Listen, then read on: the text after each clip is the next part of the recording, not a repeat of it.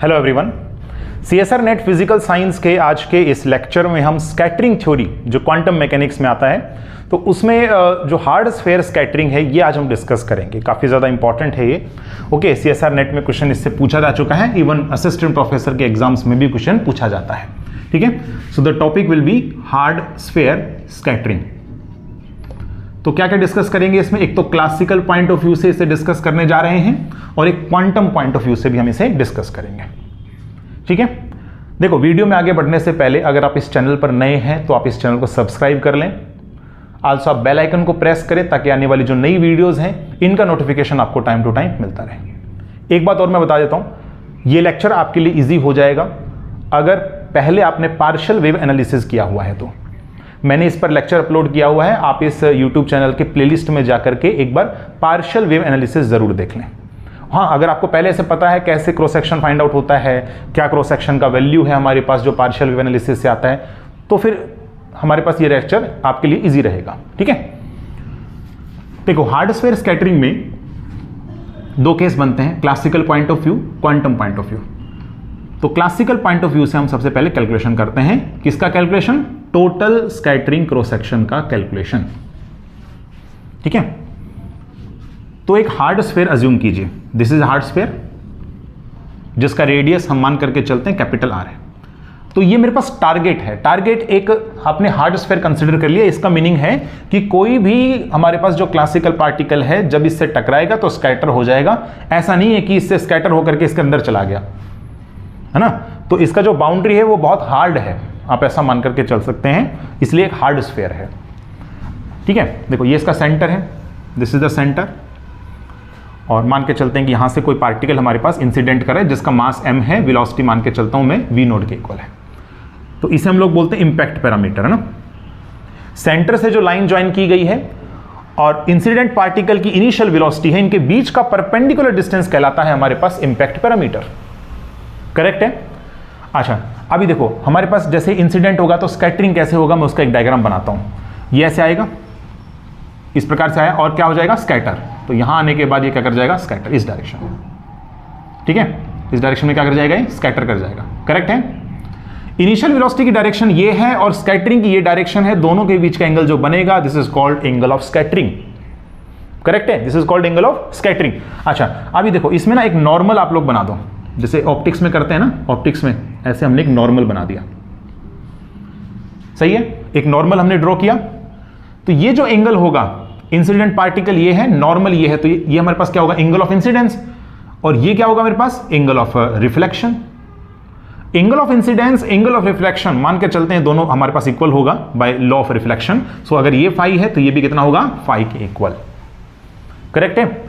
तो यहां पर मैं इंट्रोड्यूस कर रहा हूं, theta is denoted as angle of scattering, theta is angle of scattering and phi is angle of incidence, angle of incidence, या फिर आप इसे कह सकते हैं एंगल ऑफ रिफ्लेक्शन। ठीक है, ये मेरे पास आर के इक्वल है, और हां अगर आप यहां पर इसको ज्वाइन करेंगे तो ये बी के इक्वल आएगा, और अगर ये फाई है तो ये एंगल भी कितना होगा? फाई के इक्वल होगा, बिकॉज ये दोनों लाइंस आपस में पैरेलल हैं और ये लाइन इसको कट कर रही है। अगर ये एंगल फाई है तो ये एंगल भी कितना होगा? फाई के इक्वल। करेक्ट है, डायग्राम पूरा हो चुका, बिल्कुल सही है। अब एक बार आप पार्शियल वेव एनालिसिस में जाइए।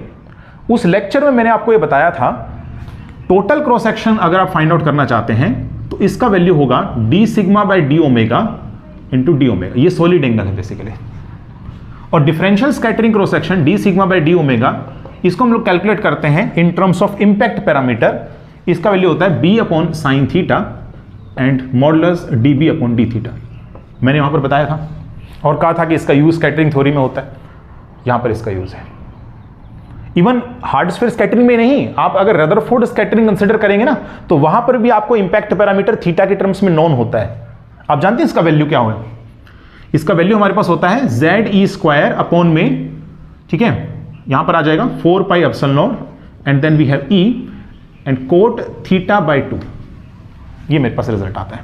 ठीक है, मेरे हिसाब से शायद 2 और था यहां पे, एक बार आप कंफर्म कर लीजिएगा इस चीज को। कोट थीटा बाई 2 आता है। इसका जब आप डेरिवेटिव करेंगे थीटा के रेस्पेक्ट में तो मेरे पास आएगा कोसेक स्क्वायर थीटा बाई 2। बताओ आएगा कि नहीं आएगा भाई? यहां से जो डीबी बाई डी थीटा आएगा that is equal to cot theta by 2 का हो जाएगा मेरे पास differentiation cosec square theta by 2, correct है। और यहां पर बेसिकली आप जब इसका वैल्यू कैलकुलेट करेंगे सिग्मा टी का, तो सिग्मा टी आपके पास आएगा, आप इसको कैलकुलेशन करके देख लीजिएगा, इसका वैल्यू आता है प्रोपोर्शनल टू कोसेक की power 4 sign theta by 2, sorry cosec की पावर थीटा बाई 2, या आप इसको ऐसा भी लिख सकते हैं 1 अपॉन साइन की पावर 4 थीटा बाई 2। ये रिजल्ट आपने देखा होगा, देखो काफी ज्यादा इंपॉर्टेंट है रिजल्ट, कि जो क्रॉस सेक्शन आता है, cross section in case of, ठीक है, ये सिग्मा टी नहीं है, D sigma by D, D sigma by D omega, ठीक है।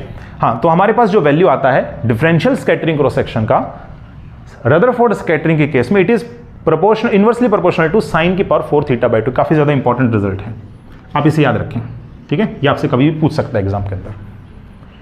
वापिस से आ जाते हैं इसी पे ही, ठीक है। ये थोड़ा सा मैंने आपको एक्स्ट्रा बताया रदरफोर्ड स्कैटरिंग का। वापिस से यहां पे आता हूं। अगर आप चाहते हैं कि टोटल क्रॉस सेक्शन निकले तो आपको डिफरेंशियल स्कैटरिंग क्रॉस सेक्शन निकालना पड़ेगा, और अगर आप चाहते हैं कि D sigma by D omega निकल जाए तो इसके लिए आपको इंपैक्ट पैरामीटर थीटा के टर्म्स में एक्सप्रेस करना आना चाहिए। इस डायग्राम को देख करके आप बता सकते हैं किसी प्रकार से कि बी थीटा के साथ कैसे रिलेट कर सकता है। ज्योमेट्री है, आप इजीली बता सकते हैं। देखो ये राइट एंगल ट्रायंगल है, इसमें परपेंडिकुलर कितना बेस, ठीक है, परपेंडिकुलर कितना बी, और हाइपोटेनस कितना capital R, is equal to, ये क्या बना साइन, तो साइन फाई आ गया, तो बी का वैल्यू कितना आ गया आर साइन फाई, करेक्ट है। ये एक स्ट्रेट लाइन, टोटल एंगल कितना बना 180, तो आप कह सकते हैं यहां से कि 2 phi plus theta is equal to 180 degree. So phi का वैल्यू मेरे पास आ जाएगा यहां से 90 माइनस थीटा बाई 2, बताइए। तो आप इसका वैल्यू यहां रख दो, तो मेरे पास आएगा R sine and 90 degree minus theta by 2, तो ये मेरे पास आ जाएगा आर कोस थीटा बाई 2, बताइए। ये फाइंड आउट हो जाएगा। फर्स्ट क्वाड्रेंट है ना, तो पॉजिटिव आएंगे सभी ट्रिग्नोमेट्रिक फंक्शंस, ओके। तो R cos theta by 2। Next काम क्या है, डीबी बाई डी थीटा, मतलब इसे आपने थीटा के रेस्पेक्ट में डिफरेंशिएशन लेना है और उसका मॉडुलस। तो देखो डीबी बाई डी थीटा मेरे पास आएगा यहां से मॉडुलस, कोस का कितना होता है डिफरेंशिएशन, माइनस का साइन, बट वो माइनस तो ये मॉडुलस, ठीक है, इसको एब्जॉर्ब कर लेगा ना, तो मेरे पास आएगा R into sine theta by 2, और थीटा बाई 2 का 1/2, तो ये मेरे पास आ गया। अब तो वैल्यू पुट करना है बस उसमें, और क्या बचा है ना, total cross section find out हो जाएगा। तो वैल्यू पुट कर दो यहाँ पे, ठीक है। सो वैल्यू पुट करेंगे तो मेरे पास आएगा, this implies that sigma T is equal to, sigma T नहीं, अभी पहले D sigma by D omega देखो, ठीक है, D sigma by D omega is equal to B. तो बी का वैल्यू मेरे पास है R cos theta by 2 upon में साइन थीटा, जिसको आप लिख सकते हैं 2 sine theta by 2 cos theta by 2, ये फॉर्मूला है साइन थीटा का, ठीक है। मल्टीप्लाई फिर डीबी बाई डी थीटा, तो इसका वैल्यू है R by 2 and sine theta by 2। कुछ टर्म यहां से कैंसिल आउट हो रही हैं, देखो ये इससे कैंसिल आउट हो गया और ये इससे कैंसिल आउट हो गया, तो रिजल्ट क्या आ गया आर स्क्वायर अपॉन 4, बताइए। अब इसका वैल्यू यहां पर रखना है बस आपने, तो this implies that sigma T is equal to R square by 4, जिसका थीटा और फाई पर डिपेंडेंसी नहीं है, जिसका थीटा और फाई पर डिपेंडेंसी नहीं है। अगर डिपेंडेंसी होता तो मैं डी ओमेगा का वैल्यू लिखता यहां पे साइन थीटा डी फाई और इंटीग्रेशन कर रहे होते हैं, लेकिन क्योंकि ये थीटा फाई पर डिपेंडेंसी नहीं है इसकी, तो डायरेक्ट लिख दो सॉलिड एंगल का वैल्यू कितना होता है in case of A sphere. For a complete sphere solid angle जो फॉर्म होता है दैट इज इक्वल टू 4 पाई, बताइए 4 पाई टी रेडियन। 4 से 4 कैंसिल आउट हो गया, मेरे पास आ गया pi r square. This is the sigma classical cross section for the case of hard sphere scattering is given as pi r square. काफी important result है, ठीक है। तो इस तरीके से आप लोग जो है कैलकुलेशन इसकी कर सकते हैं। Next quantum point of view हम लोग देखते हैं।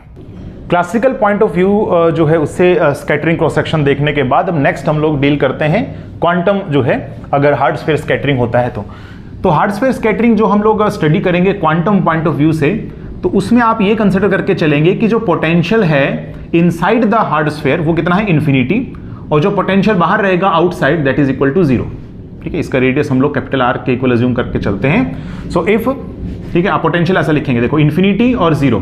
इन्फिनिटी कब होगा when R is less than equal to R, और 0 कब होगा अदरवाइज। क्योंकि आप देख पा रहे हैं कि अगर पोटेंशियल इन्फिनिटी है हार्ड स्फीयर के अंदर तो साई का वैल्यू 0 हो जाएगा, यानी कि जो पार्टिकल है इसके अंदर जाने का केस बनेगा ही नहीं दरअसल, है ना, इसके अंदर नहीं जाएगा बल्कि इससे स्कैटर हो जाएगा। कोई भी पार्टिकल आएगा स्कैटर होगा, इसके अंदर हमारे पास में probability of finding the particle will be 0। ठीक है, तो मान करके चलता हूं कि यहां से मेरे पास में this is the line joining. Okay, यहां पर मान करके चलते हैं कि मेरे पास कोई पार्टिकल इंसिडेंट कर रहा है and this is same as impact parameter जो हम लोगों ने अभी स्टडी किया था। This is impact parameter. Okay, देखिए सबसे पहले अगर हम इसमें जो है ना दो केस डिस्कस कर सकते हैं, दो केस डिस्कस किए जा सकते हैं। पहला है low energy scattering, low energy scattering. और क्योंकि एक quantum mechanical point of view है तो आपको पार्शियल वेव एनालिसिस यूज करना पड़ेगा। टोटल स्कैटरिंग क्रॉस सेक्शन का formula 4π/k² summation 2l+1 and sine square del. Low energy scattering है तो एल का वैल्यू जितना लोवेस्ट है उतना पॉसिबल हमारे लिए अच्छा है, मतलब कम वैल्यूज एग्जिस्ट करेंगे एल की, जैसे 0, 1, बस इतना ही बहुत है ना। इतना ही हमारे पास जो फेज शिफ्ट होंगे सिर्फ और सिर्फ आप उनको कंसिडर कर लें। L = 1 के लिए भी बल्कि थोड़ा सा क्वाइट कॉम्प्लिकेटेड पड़ जाता है ये डेरिवेशन, बट हम एक काम करते हैं L = 0 स्कैटरिंग ही अज्यूम करके चलते हैं। L = 0 स्कैटरिंग ही हम लोग अज्यूम करके चलते हैं यहां पर। ठीक है, तो ऐसे केस में क्या होगा, now this implies that sigma t = 4π/k²। यहां पर L का वैल्यू एक पर्टिकुलर मिल चुका है आपको, L का वैल्यू 0 है। फॉर लो एनर्जी स्कैटरिंग 0 रखेंगे तो मेरे पास आएगा साइन स्क्वायर डेल 0। अब ये फेज शिफ्ट अगर आपको मालूम चल जाता है तो इसका मीनिंग कैलकुलेशन आपका हो चुका, कैलकुलेशन हो जाएगा इजीली। तो अब ये वैल्यू फाइंड आउट करने के लिए delta naught you have to use the time independent Schrodinger equation, क्योंकि आपको जो पोटेंशियल दिया है बेसिकली वो टाइम इंडिपेंडेंट है। Okay, so time independent Schrodinger equation आपको यूज करना पड़ेगा। ये क्या होता है, देखो d² ψ/dx² प्लस में 2m/h² and e - v of ψ = 0। ये हमारे पास है स्क्रोडिंगर वेव इक्वेशन। अब इसमें जो पोटेंशियल v आप देख रहे हैं बेसिकली ये दो का कॉम्बिनेशन है। v = हमारे पास होगा v अफेक्टिव पोटेंशियल हम लोग यहां कंसिडर करके चलते हैं, यानी कि L² में 2mr² प्लस में v ऑफ r, ये वैल्यू होता है। वेयर L² का जो क्वांटम मैकेनिकल मतलब हमारे पास जो रिजल्ट आता है that is L of l+1 h², ये वैल्यू होगा। और क्योंकि इस केस में आपने L = 0 अज्यूम किया हुआ है तो L का वैल्यू 0 होने पर ये फर्स्ट जो टर्म है यही 0 हो जाएगा। और पोटेंशियल भी आप देखो तो पोटेंशियल बाहर आपको कितना मिल रहा है, पोटेंशियल बाहर आपको 0 मिल रहा है।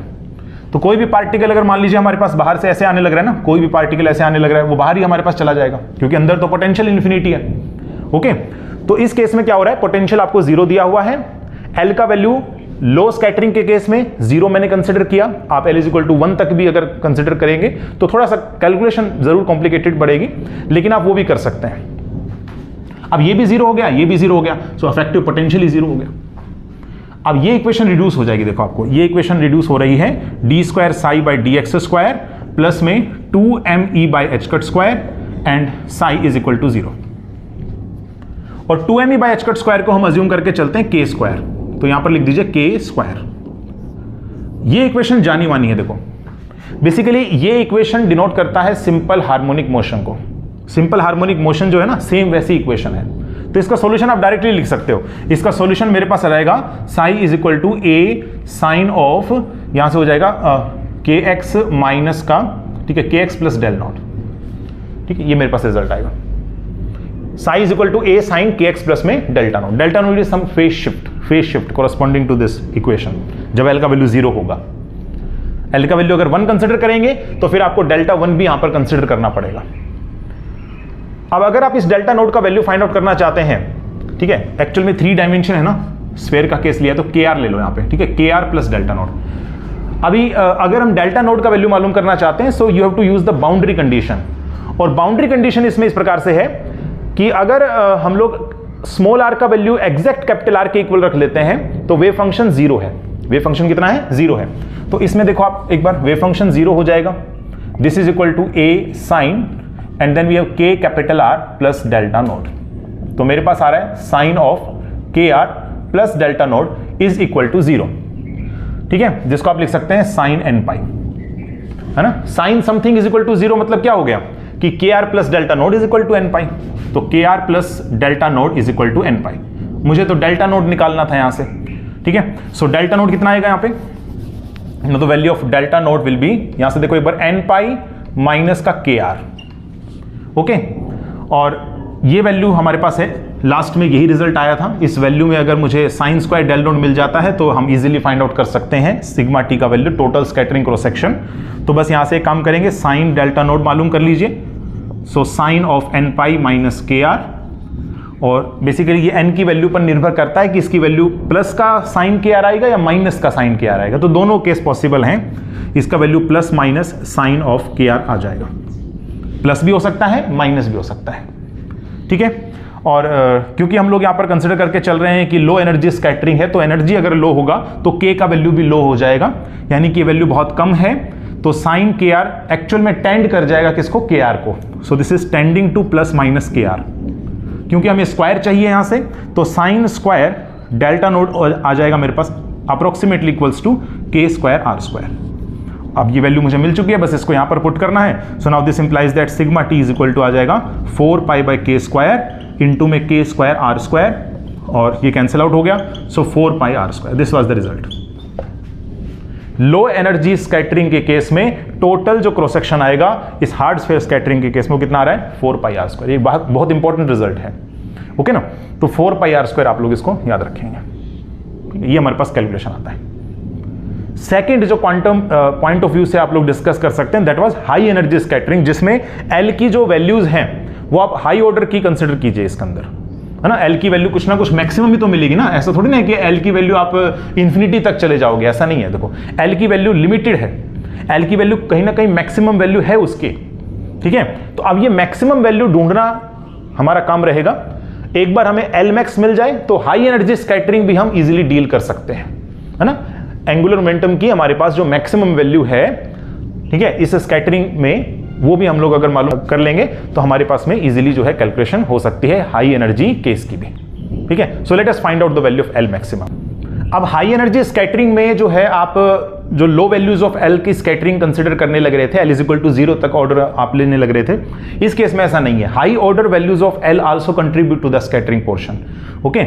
तो जो हाई ऑर्डर की हमारे पास जो पार्शियल वेव्स रहेंगी ना, जिनमें एल की वैल्यूज ज्यादा हैं, तो वो भी स्कैटरिंग हमारे पास होगा, उसमें भी फेज शिफ्ट होगा, तो वो आपको कंसिडर करना पड़ेगा इस केस में, ठीक है। तो एल का वैल्यू यहां पर कुछ एल मैक्सिमम होगा, ठीक है, बट एल मैक्सिमम है कितना वो हमें यहां से फाइंड आउट करने की जरूरत है। दूसरी बात है कि यहां पर जब हाई एनर्जी स्कैटरिंग की बात होती है तो आपको यहां पर एल का वैल्यू हाई वैल्यूज जो है वो भी कंसिडर करनी होती हैं। एक बार एल मैक्स निकालते हैं। देखो ये मेरे पास में हार्ड स्फीयर है, पोटेंशियल अंदर इंफिनिटी, बाहर पोटेंशियल कितना 0, ओके। तो वेव फंक्शन अंदर कितना हो जाएगा 0, पार्टिकल के अंदर होने की संभावना 0 हो गई है। अच्छा, ये मेरे पास सेंटर होगा और पार्टिकल मान के चलते हैं यहां से ऐसे इंसिडेंट करने लग रहा है, तो ये होगा impact parameter, okay. This is impact parameter, और पार्टिकल का मास m है, वेलोसिटी मान करके चलता हूं v नोड है, इस प्रकार से स्ट्राइक कर रहा है इसके ऊपर, ठीक है। इसमें देखो एक चीज कि जो एंगुलर मोमेंटम है, ओके, द एंगुलर मोमेंटम वो कितना होगा, L इज इक्वल टू, ठीक है। सो एंगुलर मोमेंटम होगा मेरे पास में, लीनियर मोमेंटम कितना है, सो P and multiply with the perpendicular distance, जो कि कितना होगा मेरे पास में B के इक्वल, ठीक है। आप चाहो तो इसे m v नोड b भी लिख सकते हैं, m v node b, okay. तो इसका जो लीनियर मोमेंटम है which is m v node, और परपेंडिकुलर डिस्टेंस हो जाएगा b, क्योंकि फिर साइन 91 हो जाएगा ना इस केस में, इस वजह से। तो L is equal to P into B, ये मेरे पास आ गया, ठीक है। और जो P रहेगा बेसिकली वो यहां पर हो जाएगा, अगर मान लो मेरे पास इलेक्ट्रॉन है तो इलेक्ट्रॉन का मोमेंटम कितना होगा, है ना। क्वांटम पार्टिकल है ना, तो क्वांटम पार्टिकल अगर मेरे पास है तो P का वैल्यू हो जाएगा h कट k, ठीक है। तो h कट k इंटू में B, ये आप लिख सकते हैं, है ना। देखो ना एनर्जी क्या होता है, कोई इलेक्ट्रॉन मान लो इसके ऊपर इंसिडेंट कर रहा है, तो इलेक्ट्रॉन का एनर्जी कितना होता है, h cut square k square by 2m, और मोमेंटम कितना होता है h कट k, तो ये मेरे पास आएगा h cut k into b। But क्योंकि आप ये थोड़ा सा डायग्राम से देख सकते हैं, अगर इस हार्ड स्फीयर का रेडियस कैपिटल R है तो इस डायग्राम में आप देख सकते हैं कि b का value less than equal to r होना चाहिए, b का value less than equal to r होना चाहिए फॉर द स्कैटरिंग हमारे पास जो है एक परफेक्ट मतलब स्कैटरिंग हो जाए यहां से, इसलिए ये कंडीशन अचीव होनी चाहिए। अगर मान लो b का value greater than equal to r हो जाएगा, तो अगर बहुत ज्यादा वैल्यू होगा हमारे पास, तो स्कैटरिंग फिनोमिना हमारे पास जो है ना वो इतना डोमिनेंट नहीं करेगा जितना अभी करेगा इस कंडीशन के अंदर, ओके। तो ये b का वैल्यू एक्चुअल में इस r से या तो बराबर भी हो जाए तो भी कोई दिक्कत नहीं है, और लेस है तो भी कोई दिक्कत नहीं, ओके। तो हमारे पास स्कैटरिंग जो होगा of this quantum particle with the hard sphere वो प्रीडोमिनेट करेगा, ओके, डोमिनेट करेगा मतलब। तो आप कह सकते हैं अगर बी का वैल्यू अगर less than equal to r है तो बेसिकली ये value less than equal to h cut k r आ जाएगा, करेक्ट है यहां से। और जो एल है एक्चुअल में क्वांटाइज्ड होता है ना, ठीक है, angular momentum is quantized in the quantum mechanical point of view से जब हम बात करते हैं, तो इसका वैल्यू मेरे पास होगा अंडर रूट में L of l plus one, ठीक है, आप चाहे तो इसना कैपिटल एल से डिनोट करो इसको, ठीक है ना, कैपिटल एल, ठीक है। तो ये मेरे पास आएगा l of l plus one and then we have h cut and that is less than equal to h cut k into r, ठीक है। एच कट से एच कट कैंसिल आउट हो जाएगा, दोनों तरफ स्क्वायर कर लो तो मेरे पास आएगा l of l plus one and then it is less than equal to k square r square, correct है। और ये मेरे पास है देखो l of l plus one, l of l plus one को आप टेंड करवा सकते हैं एल स्क्वायर पे, है ना, एल स्क्वायर। तो ये मेरे पास आ जाएगा l square less than equal to k square r square, यानी कि दिस इंप्लाइज दैट एल का value less than equal to k r आ जाएगा, ये मेरे पास है। स्कैटरिंग फिनोमिना हमारे पास जो है यहां पर अराइज हो सके इसके लिए ये सफिशिएंट कंडीशन जो है, मतलब ये फुलफिल करना चाहिए कंडीशन। तो अब हम यहां से बता सकते हैं कि एल की मैक्सिमम वैल्यू कितनी हो सकती है। So now this implies that L की जो मैक्सिमम वैल्यू होगी दैट इज इक्वल टू के इंटू आर, ठीक है। तो एल मैक्स निकालना क्यों हमें जरूरी था, इसलिए क्योंकि जो पार्शियल वेव एनालिसिस आप यूज करेंगे सिग्मा टी का value 4 pi by k square and summation 2l plus 1 and sine square del l, तो यहां पर एल का वैल्यू 0 से लेकर के एल मैक्स तक जाएगा और एल मैक्स हमें पता है पहले से के आर, तो यहां तक मेरे पास समेशन चला जाएगा, करेक्ट है। यहां फेज शिफ्ट कैसे कैलकुलेट करेंगे, तो इतना आसान है नहीं यहां पे कैलकुलेट करना, क्योंकि स्क्रोडिंगर वेव इक्वेशन वो भी सभी वैल्यूज ऑफ एल के लिए 0 से लेकर के के आर तक कैलकुलेट करना थोड़ा सा ट्रिकी रहता है ना, क्वाइट कॉम्प्लिकेटेड। तो हम इसके लिए काम कर सकते हैं कि जो साइन स्क्वायर डेल एल है ना, इसका एवरेज वैल्यू कंसिडर कर लो। तो मेरे पास जो सिग्मा टी आएगा ना वो एवरेज वैल्यू कैलकुलेट होगा इसका, ठीक है। तो एवरेज वैल्यू कितना होता है साइन स्क्वायर थीटा का, साइन स्क्वायर थीटा का एवरेज वैल्यू 1/2 होता है, ठीक है।